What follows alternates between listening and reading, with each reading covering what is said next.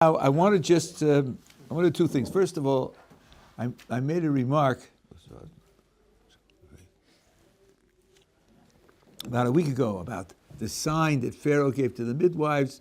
If the face is up, it's a girl. If the face is down, it's a boy. And I said, it's only Pharaoh. We don't have to take him seriously, and so forth and so on.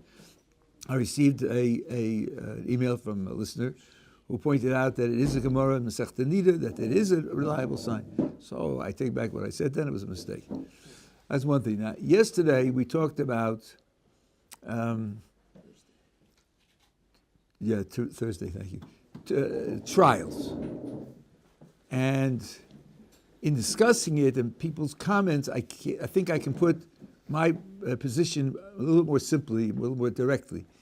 Let's rehearse the problem, and then I'll try to say it without going through all the details, but put the summary of the idea a bit easier than I did then.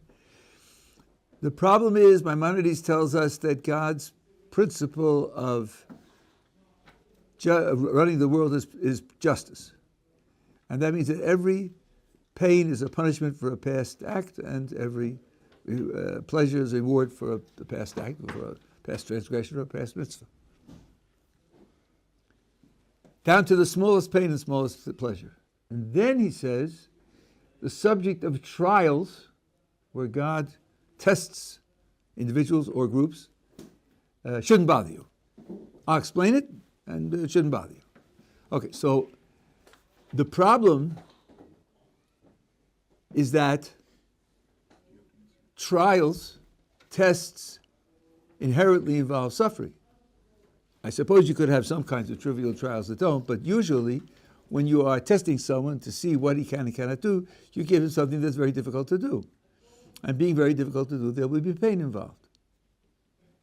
Now, that is the problem, you can see from the beginning of that chapter, part 3, chapter 23, where he talks about trials, because he says, trials have raised two fundamental questions that have to be dealt with. One is that some have interpreted trials as causing pain so as to increase your reward in the world to come, and that the Rambam rejects with two hands. That's certainly unjust. Just cause pain now to get a bigger reward later. There's no justice in that whatsoever. So that's the problem. The other problem is, it seems like God doesn't know the future, and he's testing to find out. So Maimonides explains trials as the purpose being to teach what people are to believe and what people are to do. The point of a trial is to give a demonstration of how someone reacts so others, observers, can say, aha, this is the kind of thing that God expects of us. So, of course, then, the purpose is not that God should know something he didn't know. That's a mistake. Right? Now, what happens to the idea that it's causing pain for the sake of the future? That's out, because that's not the purpose. The purpose is not to cause pain at all. The purpose is to prove to people what they are to believe and what they are to do. So, but there is pain there. So now, what happens to the problem that the pain isn't deserved by past transgression? So I think that the first thing we have to do to formulate the problem correctly is we're trying to show that God's action isn't unjust. It isn't unjust. It isn't wrong.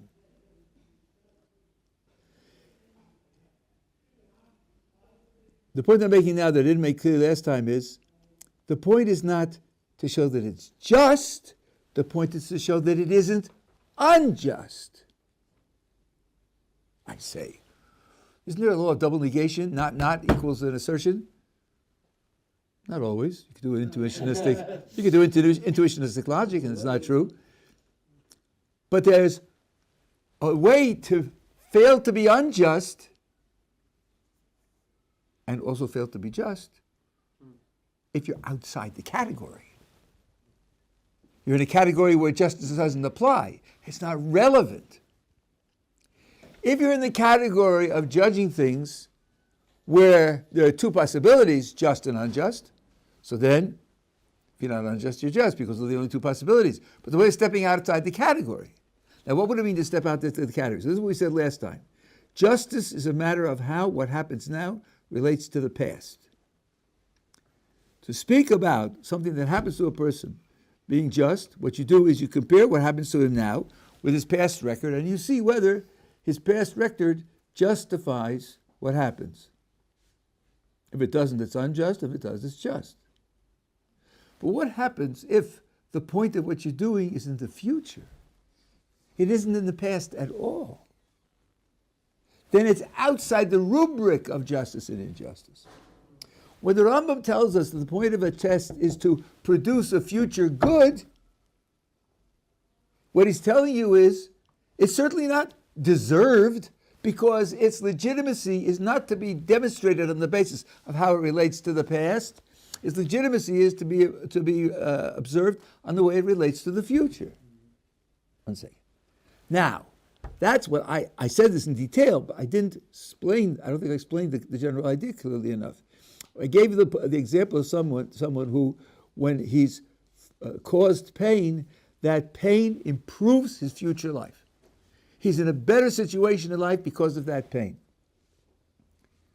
No one's going to ask about the justice or injustice of that pain, because the pain's point is to cause a future benefit. It's a gift. Just like we give someone a pleasure, and presumably that doesn't injure him, presumably it improves his life. You don't ask whether it's just or unjust. Not because it's a pleasure, but because it's not related to the past. Its point is to do something in the future. So, Maimonides tells us the whole purpose of tests is to produce a future good.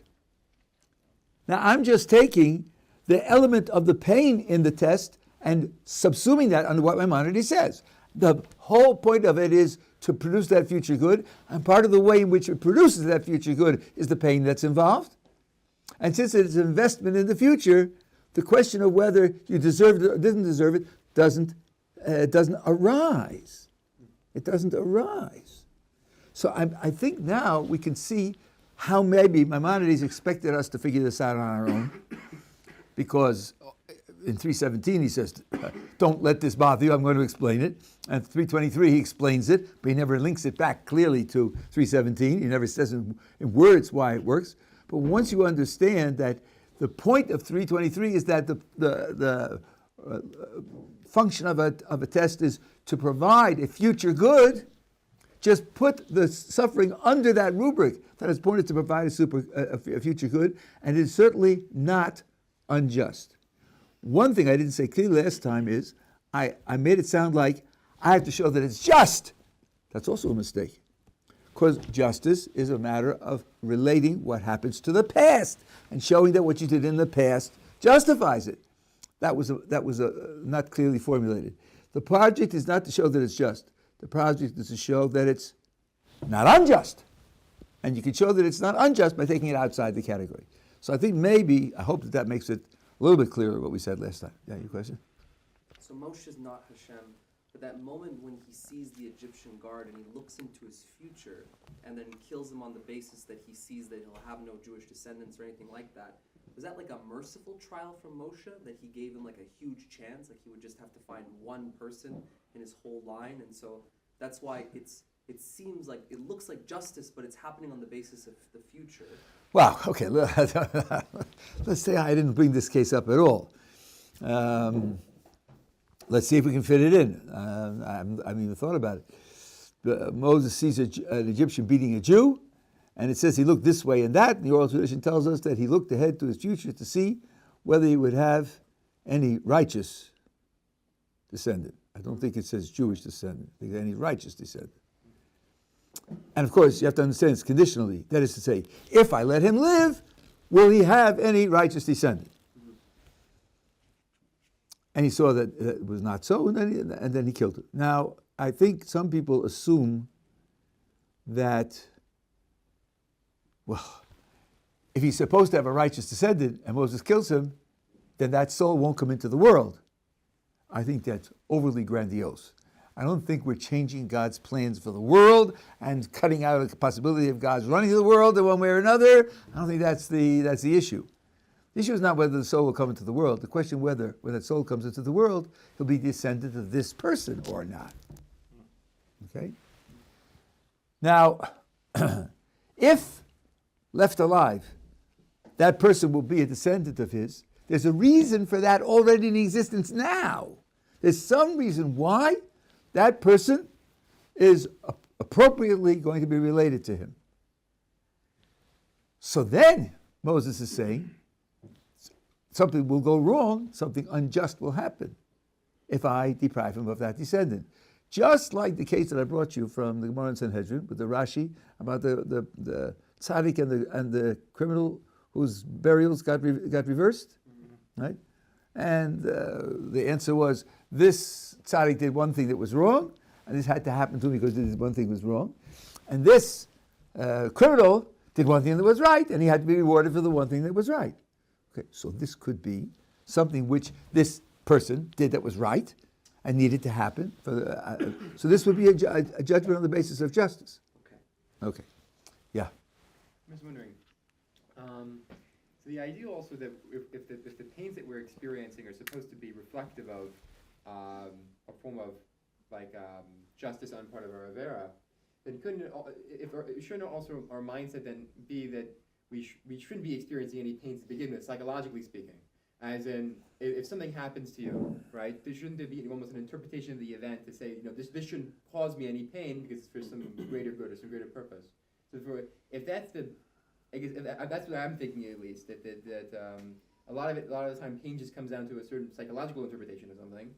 I mean, in all cases, then wouldn't that mean that I would say that you're not able to experience pain as a form of punishment or a form of judgment? I'm lost. I'm lost. There's too many things on the table there. Let me just get one thing clear. I did mention this, but not for Maimonides. Maimonides is telling us that when there's a trial, when there's a test, the test may involve pain, and I'm saying that the pain has the same justification as the test. Okay? But it's only when there's a trial. He didn't say that the pain is the trial. That he didn't say. He said the trial is to live without food and have to have manna every morning and to trust God in that. Or you have to travel a difficult area and suffer the trials of that. Or other things, right? There's some project that has to be done. Abraham has to sacrifice his son. There's some project that has to be done. It's a very difficult project. The project being done is what will produce the future, and the pain is part of that. He did not say that just pain would be a trial. He didn't say that. And indeed, he seems to eliminate that as a possibility because he rejects that interpretation of the statement of the Talmud, which says that you have pain, and the pain is for the purpose of increasing your reward in the world to come. One can argue for the sake of such people like Rashi, who interprets the Gemara that way. You can argue for them and say, it's not just you felt pain and therefore, it's how you bear the pain. If you pair the pain with faith and with acceptance and with fidelity to God, then you've passed that test and then you will get more reward. That could have been an answer for the Rambam. He rejects that. He doesn't mention that. He just rejects that interpretation altogether. And so does the Ramban.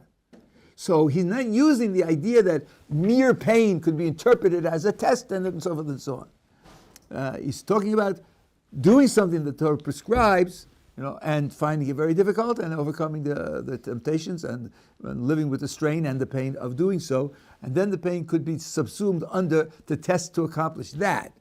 So it's not going to introduce ambiguity into every pain that you feel. Normal pains that you feel during the day are not pains of performing some test which is to produce these kinds of consequences. So if I understood you correctly, you're worried about ambiguity in interpreting the pains that happen to you. That's not going to happen. I'm also curious, but shouldn't there be a sense of if I'm directing myself, let's say to serve God, let's say I use the case with Abraham in his test, right? If he's directing himself purely to serve God, and he says, "I'll be happy to sacrifice my son," then therefore that can't be used as a pain.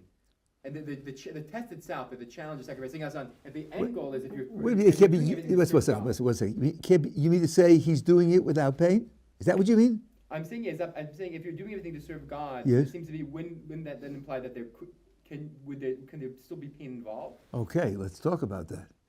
I don't know if I mentioned. I thought I mentioned that. There are people who say, this is Abraham. Surely he sailed through it. Someone with Abraham's belief and his faith in his self-sacrifice, okay, for him this must have been just pie, right? Well, it ain't so. The old tradition is explicit about this. It was one of the many things that Rabbi Meiselman taught me. There's a midrash that says, after Abraham went through the test, the angel speaks to him a second time, and he quotes God's words as Nishbati, Num Hashem, I have taken an oath. God says, I've taken an oath that you will enjoy these and these benefits. So the midrash asks, God took an oath? Why did he do that? What was the oath for? Right? Listen to what it says. Abraham said to God, you want to give me benefits? You want me to continue? Promise me you'll never test me again. Not me and not Isaac. He wasn't sailing through it. Kovesh es rachamav, it says. He conquered his mercies, and mercy, as I've explained to you, is really an expression of love in our tradition. Not bleeding heart liberal mercies, but mercies as an expression of love. So it was excruciatingly difficult. So much so that Abraham said to God, I want you to swear to me that you won't do it again. Was there a deficiency on Abraham's part? Not at all. On the contrary. The point of it was to produce pain. The point of it was to produce pain. So it wouldn't have been better if he would have served purely and said, my pains are, not my pains are nothing, but rather just serves fully. I'll give you another piece of information there, and then I'll give you another example in the session. It says that God told him to go, and on the third day, he saw the mountain, and he went up to the mountain, right? Mm-hmm. So the commentators ask, why on the third day? Why not do it locally, right? And the answer is, so there'll be 2 nights in between where you're just sitting there and looking at the campfire with nothing to do but think about it. Because if it had been done right away, you could have thought he would do it in a state of shock and wouldn't feel it. No, had to be done after 48 hours, 24 hours of just sitting and thinking about it, to be totally conscious and totally in touch with everything that's going on. Indeed, one of the interpretations, when he says, take your son, your only one, the one whom you love, Isaac, and of course it's redundant once you say the name Isaac, you know who it is, so don't bother with the 3 identifications. One explanation is, have it all in mind, Abraham. Have it all in mind, that he's your son, he's your only one, you love him, have it all in mind while you do it. It was designed to be painful. It was designed to be painful. Now you'll say to me, wow, why must things be like that? So I'll give you another example. God reveals himself to the Jewish people at Sinai, right? After that, they come to Moses and say, that's it, we've had it, not again. We see that we survived, but we know we just barely survived. And we have no confidence that we can do it again. You'll be the intermediary, and you bring us what God wants to tell us. So, the Midrash, Rashi brings it, when they say to Moses, you bring us, they use the word at, feminine. Yeah, this is going to be very prejudicial. Sorry if you have these foibles. And Moses says to the people, you weakened me like a female. Wouldn't it have been better to draw close to God out of love and hear directly from him rather than have me as your intermediary? So Moses criticized them very much in your spirit. You should have done it out of joy. You should have done it with love. You should have run to the opportunity, not instead of shrinking from it. That's Moses' reaction. You know what God's reaction was? Shamarti is called divrei ha'amazeh, heitivu kol asher diberu. Everything they said was wonderful, wonderful. Mi'itein v'hoyel levavam zeh liyirosi kol yamim. Who would give, Kodesh Baruch Hu is expressing a wish, who could guarantee that they would have this heart with them to fear me, to fear me all the days of their lives and to keep my mitzvahs. I did it to produce fear. Is love a higher level than fear? Yes, it is. But I didn't expect that from them. I did it specifically to produce fear. Well, you think that the mountain trembling and the lightning and the sound of the shofar and the cloud and the fire, all of that was for naught? He did it for a purpose. He did it in order to produce fear. So that means that sometimes he wants to cause you to have a reaction which isn't the ideal reaction of a malach. Right? So, and here the purpose of it was to produce pain, the pain of struggle, to do something utterly difficult and unnatural for Abraham, and that means part of the trial was pain. But it wasn't the pain; it was carrying out the sacrifice of his son. It would be worse than in this case for him to do it without hesitation. Well, it's not worse. I mean, it's not possible, right? I mean, the point is, it wouldn't be him, but yeah, I did. There was something that was accomplished by the test which wouldn't have been accomplished had it happened differently. That's what I have to say. Okay, together? All right, so now,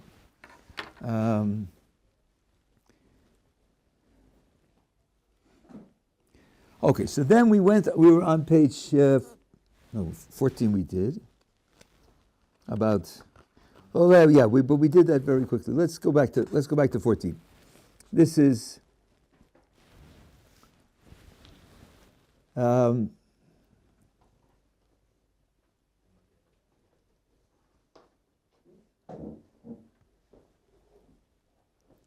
so we here, well, I'm trying to remember how thoroughly we did this. I think we were on 17. I think we were on 17. Yeah, I agree with you. Yeah, this we did.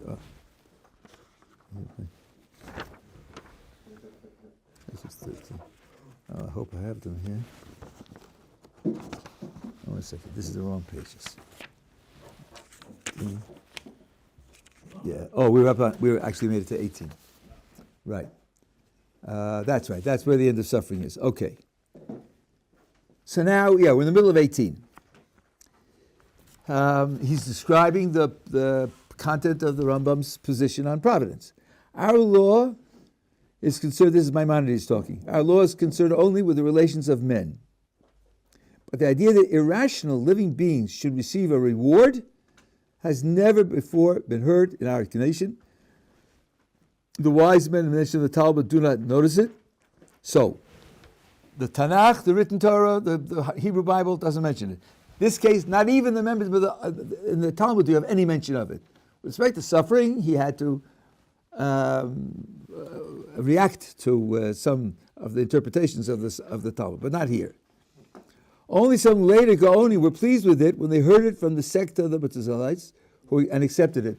There were Arabic philosophers who took this position, and some Jews who heard it seemed to feel it was a worthy idea and a justified idea, and accepted it, but it has no source in our original materials, and therefore Maimonides does not feel he has to spend time refuting it. Now, the heavy bold print is my comment. Rambam's point is that the reward and punishment is only for humans and never for animals. He supports his view below with many verses, which very explicitly express this stance. The reason this is important for him is that certain Arab philosophers taught that animals do deserve and receive reward, and some Jewish scholars accept the idea from them. So he wants to point out that all of our sources disagree with this idea. My opinion on this principle, divine providence, I will now explain to you. Now, I told you, he has 5 theories, and the 5th theory he introduces as the theory of our Torah and our sages. And then he says, and then I will tell you my opinion on the subject. And superficial readers, mostly academics, say, oh, so you see, the Rambam is free to disagree with the Torah and disagree with the previous sages, because this is his theory. The 5th theory is the one of our Torah and our sages, and I disagree with it. Doesn't that sound a little funny? If he's identifying with the Torah and the sages, and then he's telling you he's going to disagree with it, it's a little funny. And number 2, why isn't this a 6th theory? No, there's 5 theories and then my idea, right? So I explained to you, Maimonides' idea is how to explain how the Torah's theory works. He's speculating on the mechanism by which divine providence, as described by Torah sources, works. So it's only his idea, but it isn't the sixth theory, it's an explanation. Now look at the diffidence, look at the caution with which he introduces his theory. My opinion on this principle of divine providence, I will now explain to you.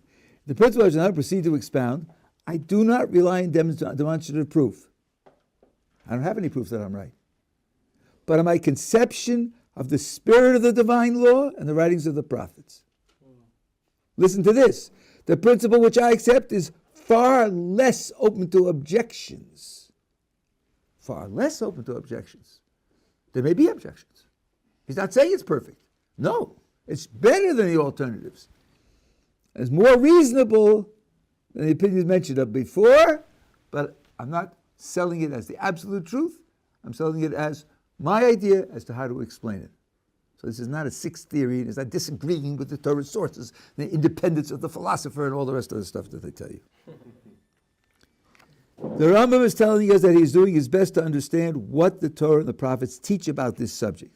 Now below he will note that his explanation agrees with certain philosophical ideas.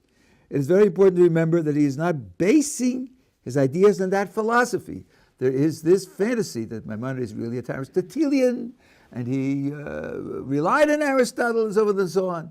His purpose in the book, which he states several times, is to see what the Torah's view is, compare it with the philosophers, and see what of the philosophers is consistent with our book, so that therefore we could accept it, and what is not. And he is not shy when he tells you the things that are not consistent, and then we have to reject them. His ideas are drawn wholly from Torah sources. It just happens that in this case, philosophy, the Rambam's understanding of Torah's sources agree. In addition, the Rambam says that he does not claim his understanding, and hence his explanation is perfect. Rather, he says, as I just read to you, verse 19.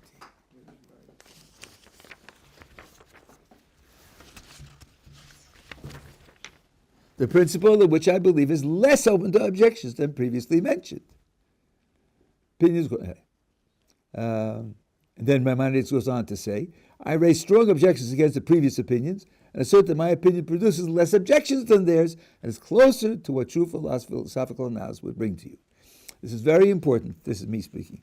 He is not claiming that his theory is perfect, so if we come across aspects that we find objectionable, it could be that they were parts of his argument that he too was uncomfortable with.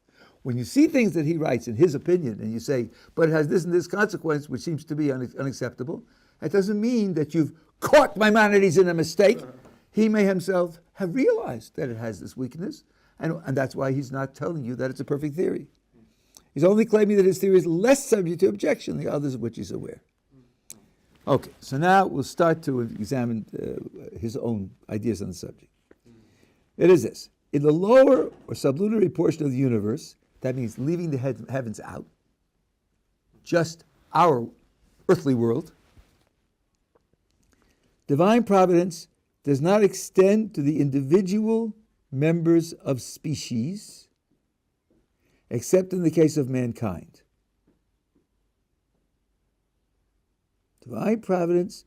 So, each human being has individual divine providence, but not each cow, not each dog, not each pine tree.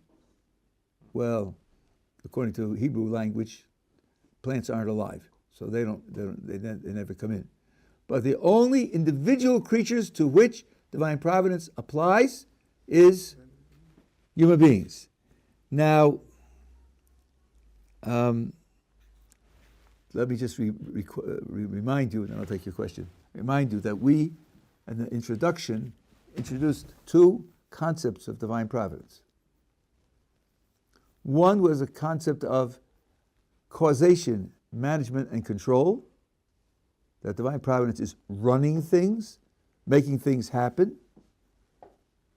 And the other was divine preservation and protection, which is a purpose for which things happen. The two concepts are not in the same category. It's not apples and oranges. It's apples and birds. They come from different realms. One is a fact of causation, management, and control, making things happen, and the other is a purpose for which God acts. Okay. When he says divine providence does this or doesn't do that, we have to ask, which divine providence are we talking about? That's the first question we have to ask. Then, when we get an answer, we can then try to apply and understand what he's saying. In particular, when we talk about causation, management, and control, nothing there is said about purpose. God does nothing without a purpose. Maimonides said that word for word. So, if it's question of causation, management, and control, we'll have to ask, for what purpose? There are many different purposes. For human beings, you have at least justice, which he's been talking about up until now, and, as we said, for the tiny minority, also preservation and protection. And there may be other purposes as well.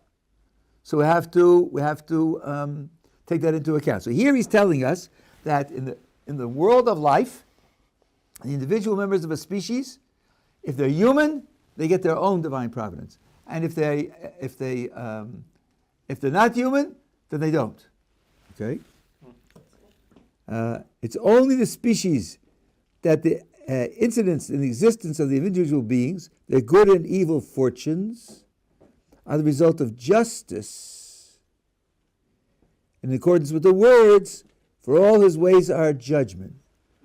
So these words say that the particular purpose of some types of causation, control, and management, the particular purpose of justice applies only to individual human beings. It doesn't apply to individual animals, as he just said before, and animals don't have that.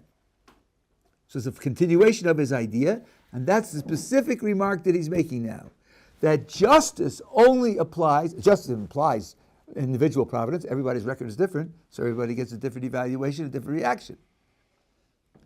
But that only applies to people, unlike those Arabic philosophers who said it applies to animals also. No, it doesn't.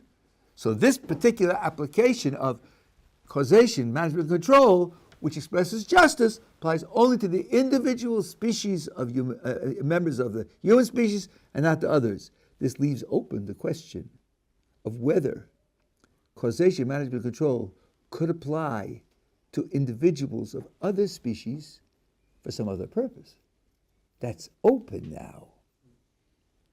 So we mustn't draw too broad, too general a conclusion that would be saddling the Rambam with a proposition much stronger than the one he means to assert. Yeah. It's actually perfect because it leads up to the question I was going to ask.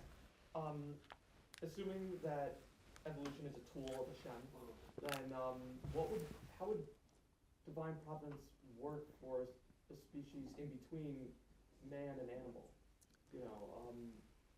Okay, you're fairly new, so I'll just tell you what we said about this a couple of weeks ago.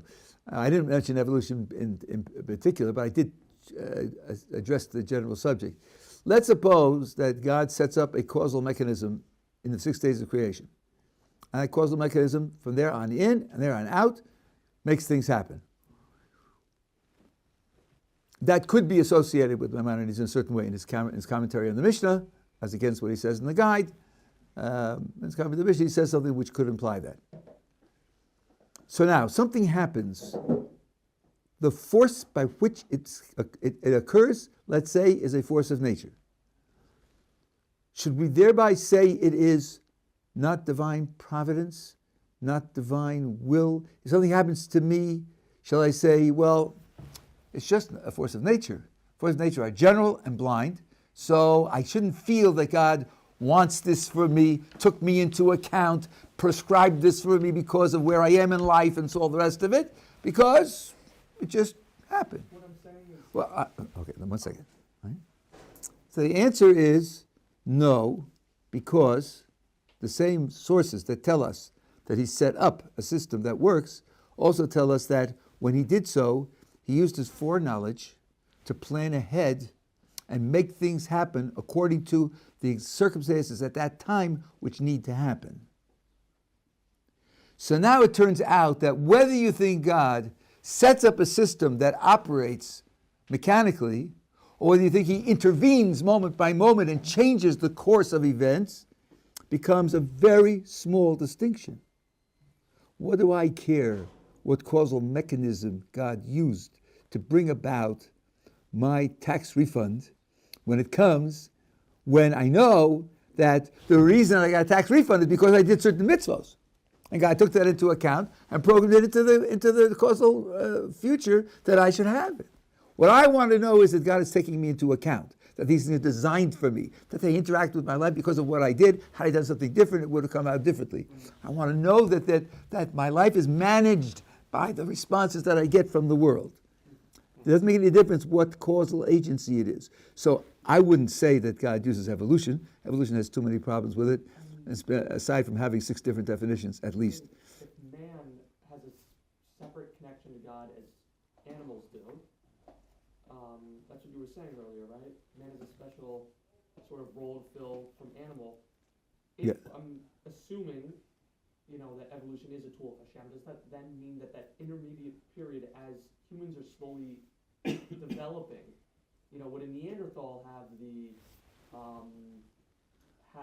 sort of same connection that a Homo sapien would? Okay, so I think at that point we would not allow the evolutionary record understood as accurate. From our point of view, you see, you have to define what is a human being, and we don't agree with the definition of evolution. Evolution defines a human being in a certain bodily structure, which includes, if you adopt this one of the 12 or 15 different definitions of species, it's an isolated species because it's interfertile and not fertile outside the species, reproductively isolated, and a certain level of intelligence. So it's bodily structure and reproductive isolation and intelligence. But for us, that's not human. If that's all you've got, it's not human. Not that I'm complaining about the definitions. Language is free. You can define things as whatever you like. You can call them marshmallows also. I don't care. But for us, humanity includes both morality and spirituality. The first human was a prophet. God spoke to him. He gave him commandments. He held him responsible for failure. And that is an abrupt thing. It's something which was created by the fact that God gave him a special element, breathing into his nostril the breath of life. And the Zohar says, when a person exhales, he exhales from the midst of his body. Because God gave over to Adam something of his essence in a certain sense. That's utterly unlike any other creatures. And I will point out, as a matter of out of philosophy and science, that the only way to assess whether a creature possesses morality and spirituality is to get hold of its communication, its language. Without language, what it does is interpretable in any number of different ways, depending on the fertility of your imagination. And certainly, there's no convincing reason to think that they possess anything like morality and spirituality. Take a look at the cave paintings and the dozen or so different possibilities for why they painted the cave painting. Or the Neanderthals who buried their dead.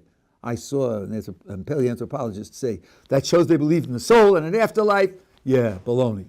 Maybe the corpses stink, or maybe they think that they're fertilizer for the ground, or maybe they think it's bad luck. Who knows? Without finding the linguistic remains, you're not going to know anything about morality and spirituality. And so, if you're committed to evolution anyway, so then you'll say it was gradual anyway. But you have no evidence for that. You have no evidence for that. Our view would be that certainly that is an abrupt change, and that didn't develop gradually. And the studies in animal morality, including the poor professor at Harvard who had to resign because he faked his studies, they are grossly exaggerated as to the kinds of findings that they found in proto-morality among animals. So we're not going to accept that. Yes? I was curious, so if Maimonides is mainly looking at strict justice here, does he fold like chesed and mercy into strict justice? Does he bring it about in a later portion in a different way? How is he dealing with that element, seeing as it seems pretty clear in the scripture? Yeah, here he doesn't, unless I guess I should say a word about this. We spoke about mercy. Mercy always is an opposition to justice. Mercy always says, don't do what justice demands. Mercy isn't the starting point. Mercy is a reactive concept. Unlike loving kindness, which could be a purpose for creating the world, you can't create the world for mercy, because it needs mercy, because there's nothing there. Now, I said to you in the name of Dovid Kronglass, one of Racha, who was the mashgiach in Baltimore, near Israel, before I got there, he said, because mercy is a reaction to strict justice would demand a certain type of reaction, which is very strict, and mercy says don't do it. Therefore, there are two conditions that are set on mercy. First of all, mercy also has to have a reason. Don't do strict justice.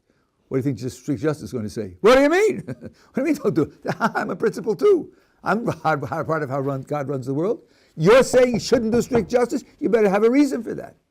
And also, mercy is limited, because you cannot simply eliminate strict justice. You don't just wipe it away. You can delay it, you can soften it, you can transfer the types of ways in which it's enacted, but you can't just ignore it. So the good things that a person does can be a reason for giving mercy. That's how it's folded in. That's cool. But it's got because of the good things that he did. I hid it until the end, just to surprise you. Yeah. How does chesed fit into that? The truth is, I found two places where the Rambam says that God created the world out of goodness. Two places. In chapter 2, halacha 5 of Yeshivat Torah, he speaks about creating the various levels of angels, betuvo, one word. And there's a whole chapter in the guide where he says that, you probably heard the idea that evil is a deficiency. It's not a positive existence, it's a deficiency or a lack. And he goes on to say, all things, all existence is good, all lack or deficiency is bad, and therefore he says, everything that God does is good, because God only produces yesh. God only produces existence. Doesn't produce things that are absent. And in fact, producing absences is a problematic concept logically altogether. So he's on record that this is so, but it's very sparse in his writings. Have I memorized all his writings? No, I haven't. So if you do a Google search, you find me some more, send them to me. I'll be very happy to see that there are more. They're the only two that I found. Here, he doesn't talk about the purpose of creation altogether. Here he talks about the way he runs the world, not why he created the world. So it wouldn't come into this discussion naturally. But that's where loving kindness would come in, because loving kindness, as I said, is an original principle. That can motivate you to do something which wasn't there before, but mercy can't do that. Yeah. So if Hashem doesn't create good, some bad, how is bad existing?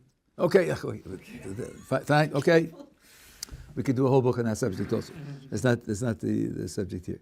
So now I write here in the middle of 19. Note carefully here, the Rambam opposes divine providence to result of justice. Recall a discussion above at the beginning, the two uses of the term providence. One to express divine management and causation, the other to express a particular divine purpose, in this case justice. So when he says here that providence applies to individual members of humanity and not to other individual members of other species, he means only that the individual members of other species experience events that are not instances of divine justice. Not that they're outside divine causation. That isn't implied. All he's saying is that the particular aspect of divine providence, which is management of the world with justice, applies to the individuals of the human species and doesn't apply to the individuals of other animal species. That's all he is saying. By the way, one of the standard ways to avoid a contradiction is assert less. one of the standard ways to project a contradiction on someone is to inflate what he said. Pretend that he said more, so that'll get him into trouble.